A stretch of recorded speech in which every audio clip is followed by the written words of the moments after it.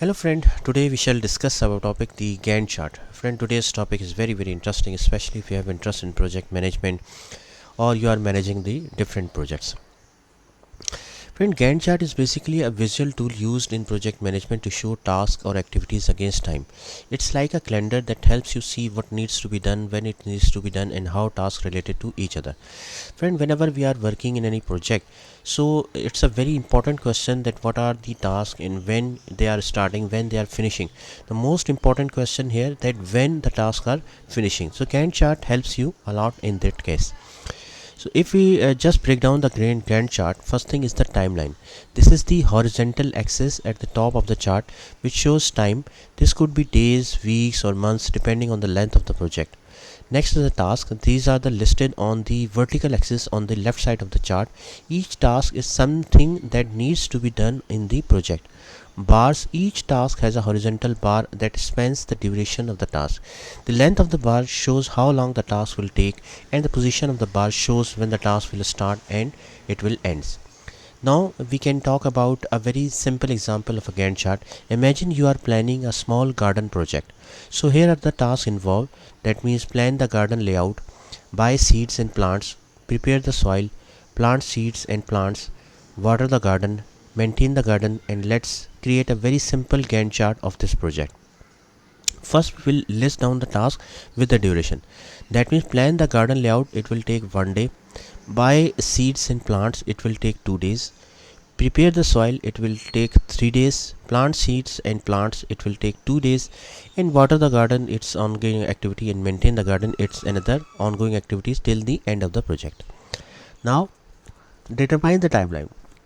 The project starts on June 1st and it will end off on June 15th.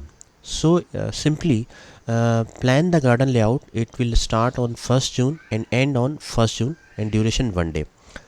Buy seeds and plants. It will start on 2nd June and end on 3rd June. It is of 2 days activities.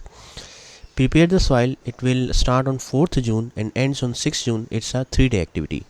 Plant seeds and plants. It will start on 7th June and ends on 8th June. It's a 2-day activity. Water the garden. It will start on 9th June and ends on 15th June. It's a 7-day activity. Maintain the garden. It will start on 9th June and ends on 15th June. It's a 7-day activity. Simply if we just draw the Gantt chart, you can see from here, plan the garden layout. It is of 1 day activity. So this is the horizontal bar.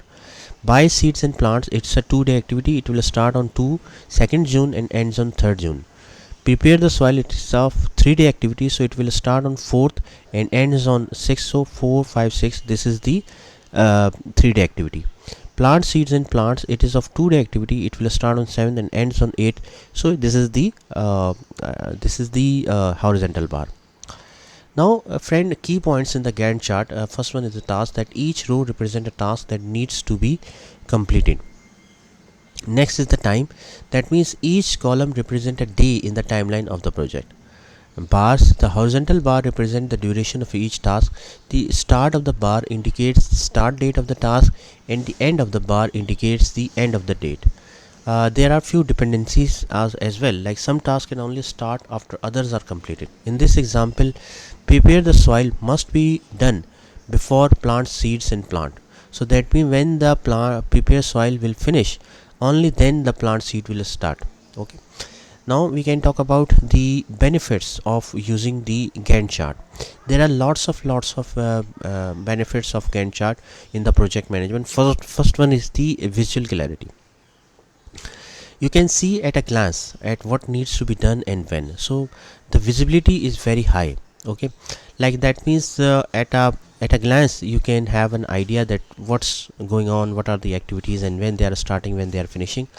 That helps in managing tasks and deadlines effectively. That means you can have an idea very quickly that what are the deadlines and when they are finishing. Then resource allocation means helps in planning the allocation of resources and manpower as well, because when you have an idea, when you have a clarity about the activities, you can have an idea or you can have a planning about the resources as well. You can track the progress of the project very easily. Okay, So, friend, a Gantt chart is a powerful way to organize and track project activities, ensuring that you stay on schedule and meet your deadlines.